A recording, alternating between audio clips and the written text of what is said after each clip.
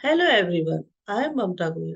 Today we will start our new series of class 12th macroeconomics in which we will discuss some most important topics related to CBSE board. If you want detailed knowledge about the topics, please see my previous video on the same channel. Today we will discuss multiplier. So let's start. Multiplier में हम क्या क्या discuss करेंगे?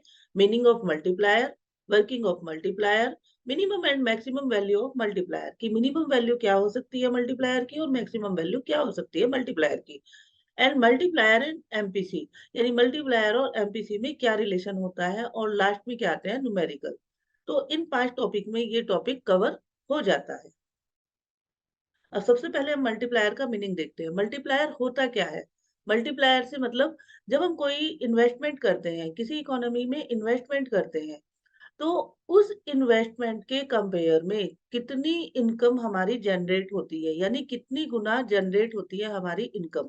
Suppose हमने 100 रुपए invest किया, 100 रुपए, 100 करोड़ रुपए इन्वेस्ट किया, और हमारी इनकम जनरेट हुई कितनी? 500 करोड़। 100 करोड़ हमने इन्वेस्ट किया, 5 करोड़ हमारी इनकम जनरेट होती है। तो मल्टीप्लायर में क्या आएगा? इसको 500 डिवाइड बाई 100, तो क्या आ जाएगा? 5 टाइम्स। ये हो जाता है हमारा मल्टीप्लायर, यानी कितना गुना हमारी इनकम जनरेट हुई है। जितना इन्वेस्टमेंट किया है, इनकम जनरेट हुई है। जितनी गुना इनकम जनरेट हुई है, किसके रेशो में? इन्वेस्टमेंट के रेशो में, that is called multiplier.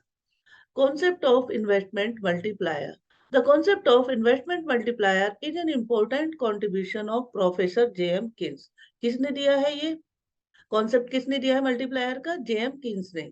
Keynes believed that an initial increment in investment increased the final income by the many times.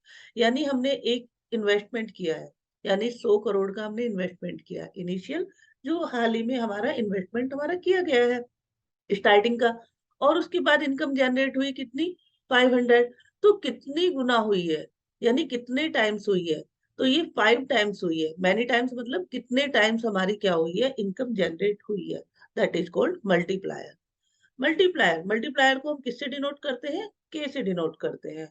Is the ratio to increase in national income, जिसको हम delta Y से denote करते हैं, due to an increase in investment. Mean economy में जितना investment करते हैं उसके रेशो में कितनी हमारी इनकम जनरेट होती है, नेशनल इनकम कितनी जनरेट होती है, दैट इज कॉल्ड मल्टीप्लायर। इसको हम के से डिनोट करते हैं। इसका फॉर्मूला होता है K is equal to delta Y upon delta I. Delta किसको डिनोट करता है? डेल्टा से मतलब होता है चेंज इन इन्वेस्टमेंट, इन्वेस्टमेंट में हमने कितना चेंज किया, एंड डेल्टा वाई यानी हमारी इनकम में कितना चेंज हुआ। इन्वेस्टमेंट के चेंज करने से हमारे इनकम में कितना चेंज आया है। सपोज एन एडिशनल इन्वेस्टमेंट, हमने इन्वेस्टमेंट किया कितना? 4000। तो जैसे हमने बताया K is equal to delta Y upon delta I, तो ये इन्वेस्टमेंट में चेंज आया हमारा, कितना आया हमारा? 4000। क्लियर? और उसके बाद in an economy generate an additional income delta Y is 16,000 crore, और इसका जो चेंज आया, एडिशनल इनकम जो हमारी जनरेट हुई है, वो कितनी हुई है हमारी? 16,000।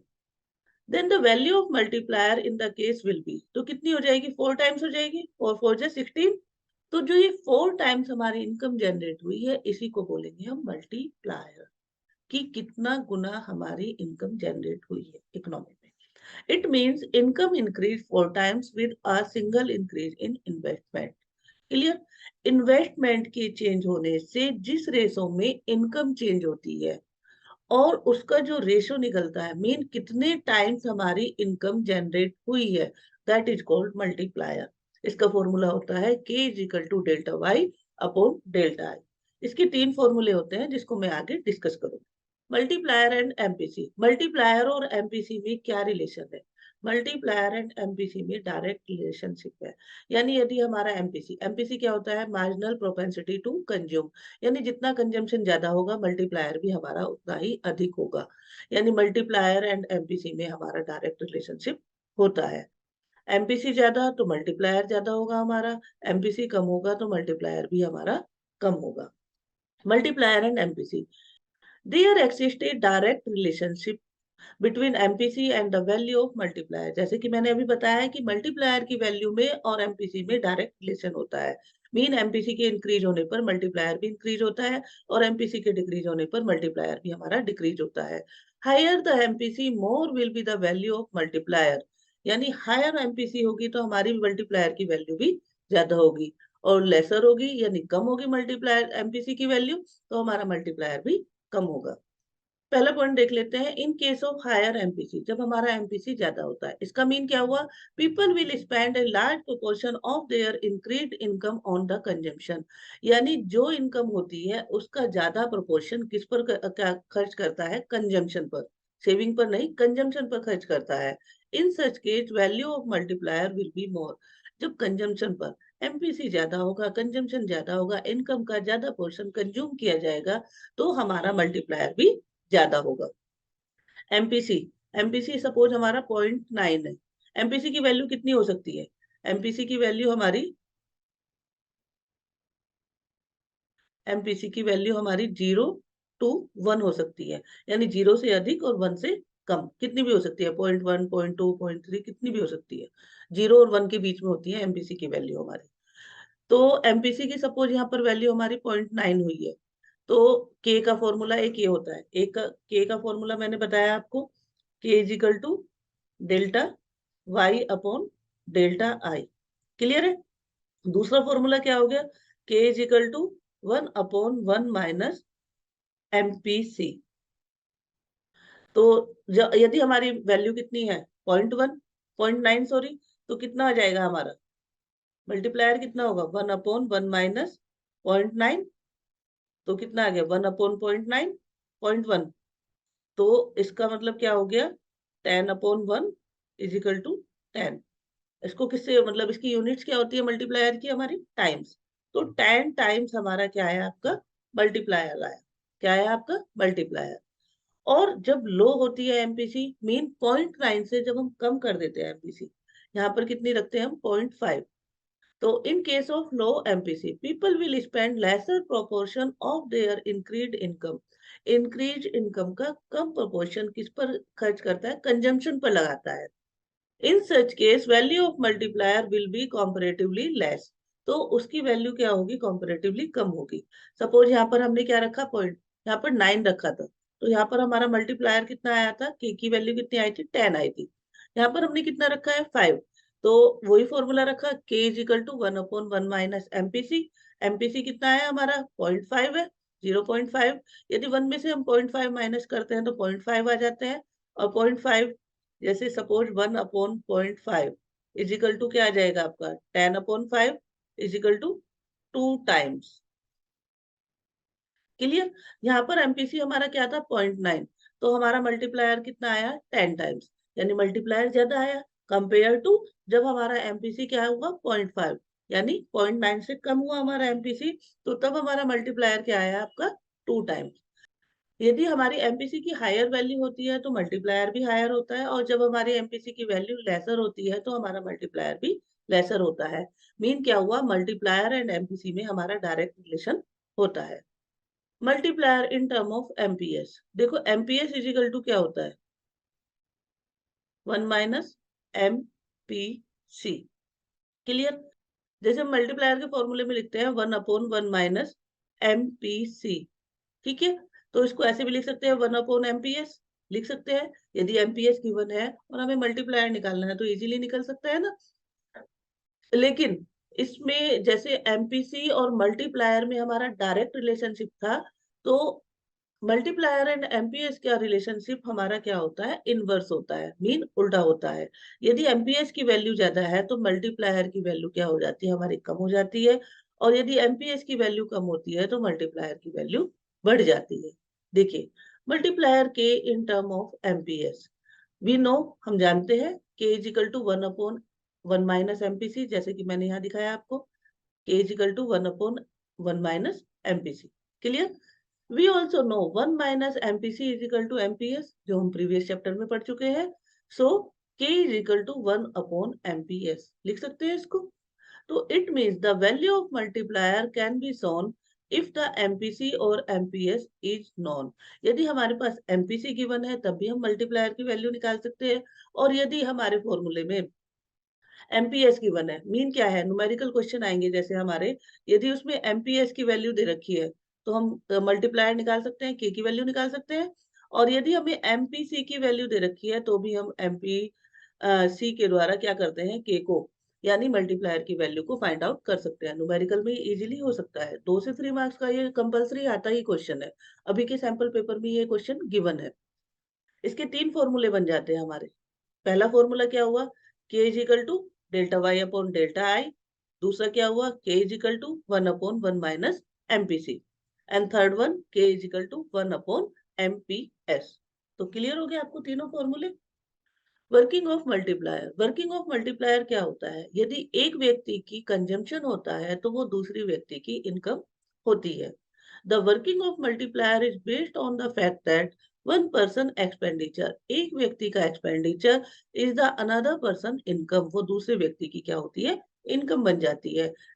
इसका एक एग्जाम्पल देख लेते हैं कि यदि आप कोई चीज परचेज करने जाते हैं तो वो क्या होता है, आपका कंजम्पशन होता है, क्योंकि आप शॉपकीपर को क्या करते हैं, पेमेंट करते हैं। तो आपका कंजम्पशन क्या होता है, उस शॉपकीपर की क्या होती है, इनकम बन जाती है। तो एक पर्सन का एक्सपेंडिचर, एक का खर्च करना, अनदर पर्सन इनकम, दूसरे पर्सन की क्या होती है, वो इनकम बन जाती है।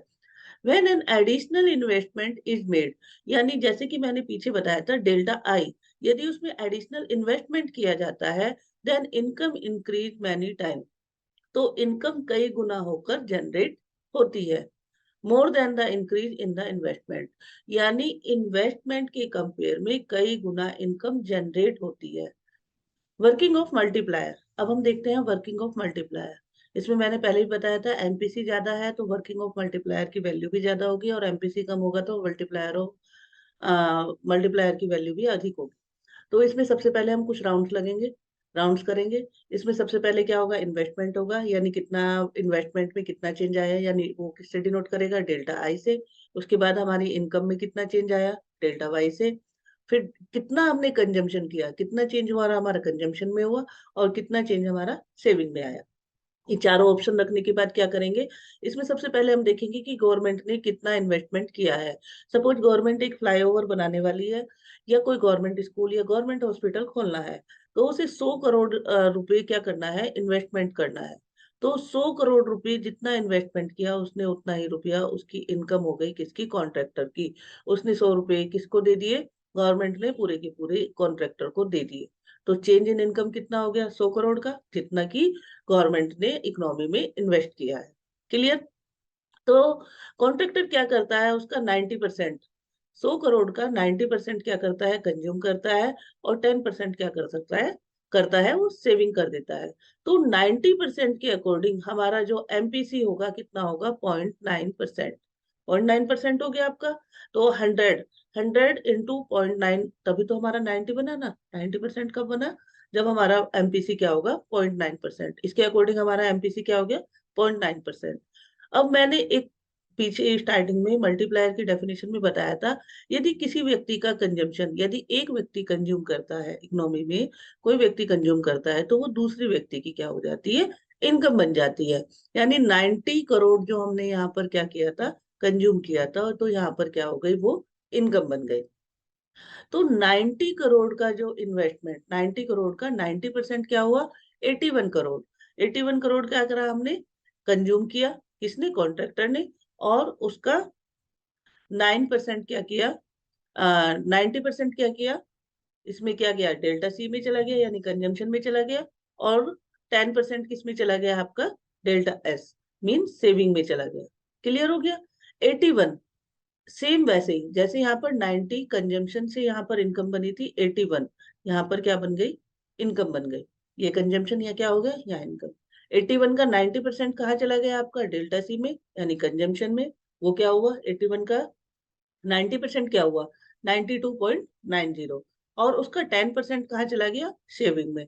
इसी तरह से ये प्रोसेस चलती जाएगी, सेम यहाँ जाएगा, इसका ये 90%। 90% कैसे बनाया हमने, एमपीसी किसको बनाया, एमपीसी किसके बराबर है, 0.0 के बराबर, 0.9 के बराबर, सॉरी, एमपीसी किसके बराबर है, 0.9 के बराबर। तो 90% यहाँ जाएगा, 10% जाएगा जो टोटल इनकम जनरेट होगी। क्लियर? ये प्रोसेसिंग चलती जाएगी, हमने यहाँ पे फोर्थ या फिफ्थ राउंड तक इसको चलाएंगे। अब ऐसा तो नहीं है एग्जाम में हम इसकी मल्टीप्लाई मल्टीप्लाई करते जाएंगे, ऐसा तो टाइम बहुत ज्यादा लग जाएगा। उसमें फोर्थ और फिफ्थ राउंड चलाने के बाद हम एक फॉर्मूला लगाएंगे मल्टीप्लायर का, k is equal to 1/1 minus MPC। तो MPC कितना है हमारा? 1/1 माइनस 0.9, 0.9। तो ये क्या आ जाएगा? 1/0.1 हो जाएगा, 10/1 हो जाएगा, is equal to 10 times. Clear है? तो स्टार्टिंग का इन्वेस्टमेंट कितना था हमारा? 100। 100 को यदि हम 10 से मल्टीप्लाई कर देते हैं तो कितना बन जाएगा? ये 1000। कितनी इनकम जनरेट हो गई? 1000। जिसमें कि 900 करोड़ रुपए हमने क्या किया है? कंजम्पशन किया है, और 100 करोड़ क्या किया है? हमने सेविंग किया है। इसका मल्टीप्लायर की प्रोसेसिंग हम कब तक चलाते रहेंगे? क्योंकि देख रहे हैं आप, हर अगली इनकम के बाद क्या होती है? ये कम होती चली जाती है। हो रही है कम। 100, 90, 81, 72, 65, लगभग क्या हो रहा है? कम हो रही है हर अगली यूनिट पे। तो जब हमारी इनकम इन्वेस्टमेंट यानी 100 करोड़ रुपए सेविंग के बराबर हो जाएगी, 100 करोड़ की, तब हम ये मल्टीप्लायर की प्रोसेसिंग तब हम बंद करते हैं। तो यहाँ पर क्या हुआ? जैसे हमने देखा था एक formula, k is equal to delta Y upon delta I. Y कितना है हमारा? 1000। किससे निकला है 1000? 10 टाइम्स से। सबसे पहले हमने फॉर्मूला लगाया था एमपीसी के द्वारा। एमपीसी के द्वारा हमने निकाला कि 10 टाइम्स क्या होता है? मल्टीप्लाई हो जाता है। हम ये सारी प्रोसेसिंग नहीं करेंगे, केवल 4 या 5 स्टेप करने के बाद इसको क्या करेंगे? मल्टीप्लायर के द्वारा क्या करेंगे? इसको फाइंड आउट कर देंगे। क्लियर? तो इसमें क्या आ गया? 1000। 1000 अपॉन कितना हो जाएगा आपका? डेल्टा आई कितना था? 100। तो कितना आ गया आपका? 10 टाइम्स। क्लियर है? कोई डाउट नहीं? इसके बाद हम देखेंगे, देखिए, the working of multiplier is based on the fact one person expenditure is another person income. किस फैक्ट पर ये डिपेंड करता है मल्टीप्लायर? कि एक व्यक्ति की जो कंजम्पशन होता है वो दूसरे व्यक्ति की इनकम हो जाती है। When an additional investment is made, then income increase many times। यानी एडिशनल इन्वेस्टमेंट जब किया जाता है, यानी डेल्टा आई में जब चेंज किया जाता है, तो मैनी टाइम्स इनकम जनरेट हो जाती है, more than the increase in the investment. कि जिस रेशो में हम इन्वेस्टमेंट करते हैं उससे कई गुना हमारी इनकम जनरेट हो जाती है। फर्स्ट पॉइंट में देखो, suppose an additional investment of 100 crore, जैसे कि मैंने बताया था कि गवर्नमेंट ने क्या किया है? 100 करोड़ का इन्वेस्टमेंट किया है, is made to contract a flyover. Flyover का कंस्ट्रक्शन करने के लिए। This extra investment will generate an extra income of 100 crore. यानी 100 करोड़ का इन्वेस्टमेंट जब किया जाएगा तो इसमें एक्स्ट्रा इनकम जनरेट होगी। किससे ज्यादा होगी? वो 100 करोड़ से ज्यादा होगी इन द फर्स्ट राउंड में। But this is not the end of the story. लेकिन ये स्टोरी का एंड नहीं है।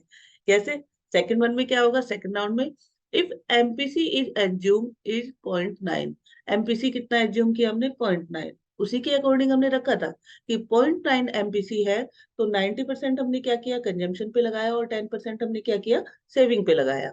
तो then recipients of the additional income will spend 90% of the 100 crore. 100 crore का 90% क्या हो गया? 90 crore as consumption expenditure, and the remaining amount, 10% remaining amount को क्या करेंगे? विल बी सेव, उसको सेव कर दिया जाएगा। It will increase in the income of 90 crore. यानी 100 करोड़ की इनकम हमारी पहले थी, और उसको कितनी इंक्रीज कर देती है? वो 90 करोड़ कर देती है in the second round. Second round में कितनी हो जाती है हमारी? 90 करोड़। यानी 100 करोड़ तो है ही हमारे, और 90 करोड़ क्या कर देती है? वो इंक्रीज हो जाती है। In the next round 90% of the additional income, additional income कितनी थी हमारी? 90 करोड़। उस 90 करोड़ का हमारा 90% कितना हुआ? 81 crore will be spent on the consumption, and the remaining amount will be saved। यानी 81 करोड़ को क्या किया जाता है? कंजम्पशन में लिया जाता है, और उसका जो 9 करोड़ बढ़ता है वो 10% उसको सेव कर दिया जाता है। This multiplier process will be go on, and the consumption expenditure in every round will be the 0.90 times of the additional income received from the previous round, and the multiplier process is so on in the table। Mean क्या हुआ? सबसे पहले 100 crore invest किया गया, और उसका हर बार 0.9 हमारा MPC होने के कारण हर बार हम क्या करते हैं, 90% कंजम्पशन में डालते हैं, जितनी भी इनकम जनरेट होती है उसका 10% सेविंग में डाल देते हैं। क्लियर हो गया? इसमें देखिए फर्स्ट राउंड में हमारा कितना इंक्रीज हुआ था, first round increase in the income, 100 crore की इनकम जनरेट हुई थी, जितनी इनकम थी उतना ही हमारा क्या हुआ था, इन्वेस्टमेंट हुआ था। तो इसके बाद क्या, सेकंड राउंड में कितना हुआ था हमारा, 90 करोड़। क्लियर? क्यों? क्योंकि इनमें हमने एमपीसी कितना रखा था, 0.9%। 0.9% का मतलब 90 करोड़ क्या करेंगे हम, कंजम्पशन में लगाएंगे, और सेविंग पे कितना लगाएंगे, 10%। तो 90% कितने का, 100 करोड़ का कितना हो जाता है आपका, 90 करोड़। उसके बाद जो हमारा 90 करोड़ बचता है उसका 10% क्या हो जाता है हमारा, थर्ड राउंड में 81%। 81 करोड़ कितना परसेंट है ये, 90 का 90% कितना हो जाएगा, 81 करोड़। इसका भी 90% करके, सब में हमारा एमपीसी सेम है, 0.9% है। 0.9% का मतलब, एमपीसी का मतलब क्या हुआ, 90% हमने कंज्यूम किया, 10% हमने सेविंग में डाला। थर्ड राउंड में 81 करोड़ बन जाता है। 81 का भी हम 90% कंजम्पशन में डालते हैं और 10% सेविंग में डालते हैं। फोर्थ राउंड में क्या होता है, 81 करोड़ को का क्या होता है, जो 90% बनता है वो बनता है 72.90। और फिफ्थ टोटल कितना हो जाता है, 100 करोड़। इस सॉरी 1000 करोड़। इस 1000 करोड़ को हमने फॉर्मूला के द्वारा क्या करा है, फाइंड आउट किया है। क्लियर? फॉर्मूला क्या लगाया था, k is equal to 1/1 minus m। Diagrammatical presentation of the multiplier, इसमें क्या करेंगे, एडी और एएस अप्रोच यूज करेंगे। ओ एक्स एक्सिस पर क्या होगी, हमारी इनकम होगी। ओ वाई एक्सिस पर क्या होगी, हमारी एग्रीगेट डिमांड होगी। सपोज ये है हमारा ओ वाई एक्सिस, ये हो गया हमारा ओ एक्स एक्सिस। क्लियर? तो ओ एक्स एक्सिस पर इनकम है, ओ वाई पर एग्रीगेट डिमांड है आपकी। तो इसमें मैंने बताया आपको ये बनाना है 45 डिग्री का एंगल, ये होना चाहिए 45। आप इसको डी से मेजर कर सकते हैं, ये 45 डिग्री का एंगल होगा। तो ये हो गया आपका कौन सा, एएस, इनकम भी बोल सकते हैं इनको। इसके बाद ये सबसे पहले ये वाली लाइन लेंगे आप, इसको बोलेंगे एडी। पीछे भी आपको दिखाया था मैंने, एडी अप्रोच। ये हो गया आपका एडी। एडी इजिकल टू क्या होता है हमारा, सी प्लस आई। उसके बाद ये कहाँ इंटरसेक्ट कर रहा है, एडी अप्रोच, एडी और एएस अप्रोच कहाँ इंटरसेक्ट कर रहा है ये हमारा, इस लेवल पर, इसको बोल देंगे ई। तो ये होगी हमारी इनकम वाई। क्लियर? अब क्या करते हैं, जब इकोनॉमी में हम इन्वेस्टमेंट चेंज करते हैं, यानी इन्वेस्टमेंट बढ़ा देते हैं, एडी में बताया आपको सी प्लस आई, सी प्लस आई में डेल्टा आई चेंज आया। मीन क्या किया हमने, इसमें इन्वेस्टमेंट इतना चेंज किया,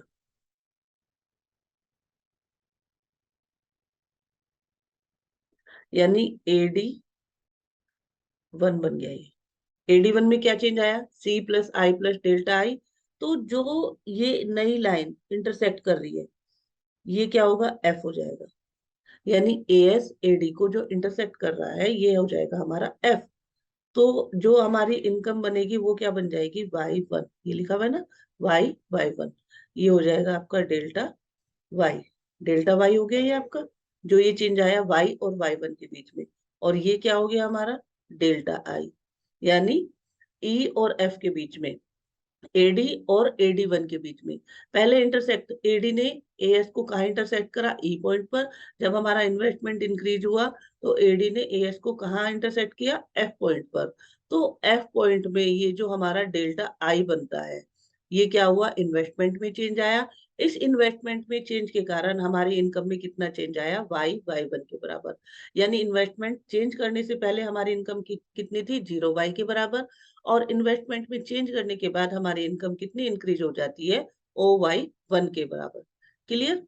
तो सबसे पहले हमने क्या किया कि 45 डिग्री का एंगल बनाया एडी एएस अप्रोच की। पहला इंटरसेक्ट जब हमारा एडी अप्रोच ने एएस को इंटरसेक्ट किया, ई पॉइंट पर किया, ये हमारा पहला इक्विलिब्रियम हुआ। इसके बाद हमने इन्वेस्टमेंट में चेंज किया, ये हुआ हमारा डेल्टा आई। डेल्टा आई जो इन्वेस्टमेंट चेंज करने से जो हमारा इंटरसेक्ट हुआ, एडी और एएस क्या हुआ, एफ पॉइंट पर इंटरसेक्ट किया। तो इससे जो इनकम जनरेट हुई, डेल्टा आई के चेंज आने से हमारी इनकम में कितना चेंज आया, डेल्टा वाई के बराबर, वाई वाई वन के बराबर। क्लियर हो गया? तो इसी तरह से हमने क्या बताया कि जिस रेशो में इन्वेस्टमेंट चेंज हुआ उससे कई गुना हमारी इनकम में चेंज आया। Clear?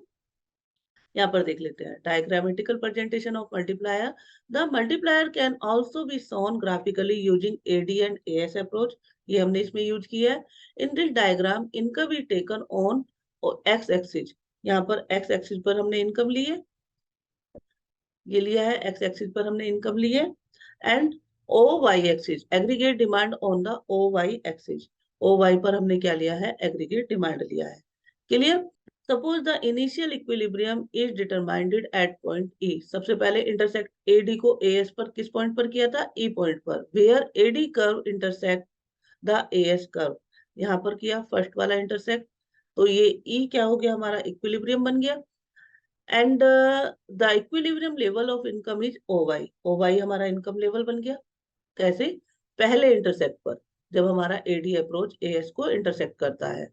Now suppose that the investment increase by the delta I. Delta I के बराबर हमारा इन्वेस्टमेंट इंक्रीज होता है, so that the new aggregate demand curve AD1 intersect the aggregate supply curve AS। Clear? At point F. F point पर क्या करता है? वो इंटरसेक्ट करता है। Thus the new equilibrium level of income is OY1। कितना हो गया? OY1 के बराबर। मैंने बताया था आपको कि OY पहले इनकम थी हमारे, जब डेल्टा आई के बराबर चेंज आया तो OY1 के बराबर हमारी क्या होती है? इनकम जनरेट हो जाती है। Clear? In response to an initial increment in the investment, delta I, it is clear from the figure that the increase in income YY1 या delta Y is greater than the increase in the investment। यानी जितना investment किया गया उससे कई गुना हमारी income generate हुई है। उस लेवल में नहीं हुई है, उस रेशो में नहीं हुई है कि जितना इन्वेस्टमेंट किया उतनी इनकम आई है। उससे कई गुना हमारी क्या हुई है? इनकम जनरेट हुई है। The value of multiplier is given by k is equal to delta y upon delta I, जैसे कि हमने पहले फॉर्मूला फाइंड आउट किया है। अब आती है वैल्यू ऑफ मल्टीप्लायर। अब मल्टीप्लायर की मैक्सिमम वैल्यू और मिनिमम वैल्यू क्या होती है? बताएगा कोई? नहीं, क्योंकि ये मैंने अभी पढ़ाया नहीं है। देखो, सबसे पहले हम निकालेंगे एमपीसी की वैल्यू क्या होती है। एमपीसी की वैल्यू हमारी क्या होती है? या तो 0 होती है या 1 होती है, यही तो होती है। मिनिमम 0 हो सकती है और मैक्सिमम 1 हो सकती है। इसी के अकॉर्डिंग हम अपने मल्टीप्लायर की वैल्यू निकाल सकते हैं। सबसे पहले हम फॉर्मूला रखेंगे k is equal to 1/1 minus MPC. Clear? Suppose उसकी वैल्यू हमने 0 रखी। सबसे पहले हम मिनिमम वैल्यू निकालेंगे किसकी? मल्टीप्लायर की। कि मिनिमम वैल्यू क्या हो सकती है मल्टीप्लायर की। तो 1/1 माइनस एमपीसी की 0 रख देंगे तो मिनिमम वैल्यू निकल जाएगी। 0 रखी हमने तो 1/1 हो गया। 1 माइनस 0 1। तो मिनिमम वैल्यू कितनी आई मल्टीप्लायर की? 1। तो मिनिमम वैल्यू क्या हो सकती है हमारी? 1। किसकी?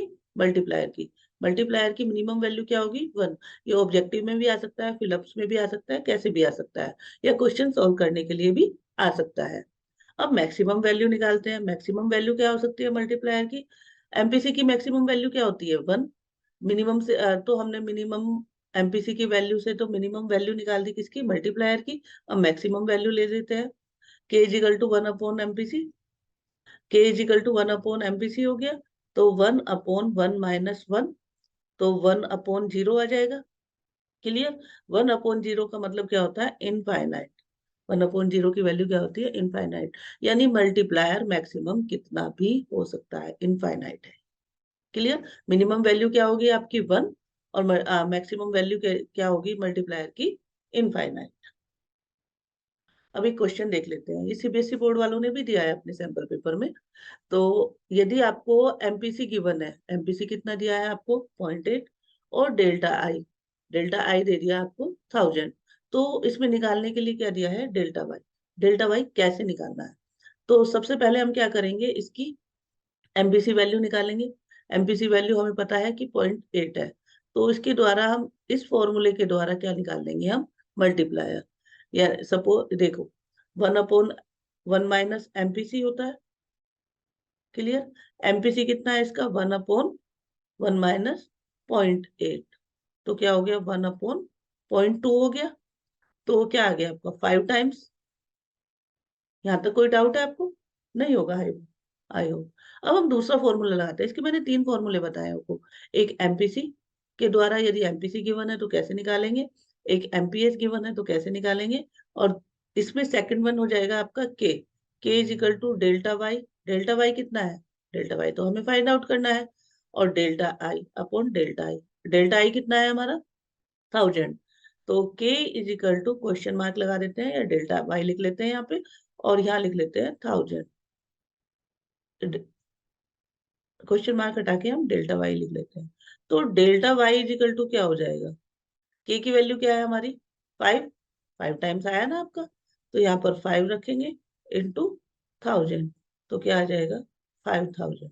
इसका आंसर क्या होगा आपका? Delta Y 5000। तो इजीली निकाल लेंगे। इसी तरह से यदि एमपीएस गिवन होगा तो तभी भी आप निकाल सकते हैं। यहाँ पर एमपीएस 1 अपॉन एमपीएस रख देते हैं। यदि ये आता तो 1 अपॉन एमपीएस रखते। जो वैल्यू आती है उसकी मल्टीप्लायर की, उसको यहाँ पर पुट करके इनकम यहाँ भी निकाल सकते हैं, इन्वेस्टमेंट भी निकाल सकते हैं और इनकम भी निकाल सकते हैं। तो इस तरह से ये 2 या 3 मार्क्स का क्वेश्चन जरूर बनेगा, और पूरे कॉन्सेप्ट में से आपका 5 मार्क्स का क्वेश्चन बनता है। क्लियर है? I hope you understood everything. If you have any doubt, please ask me in the comment section. And if anybody want video on any topic, please let me know in the comment section. And I will try to make video on the topic as soon as possible. Thank you for watching. Happy learning.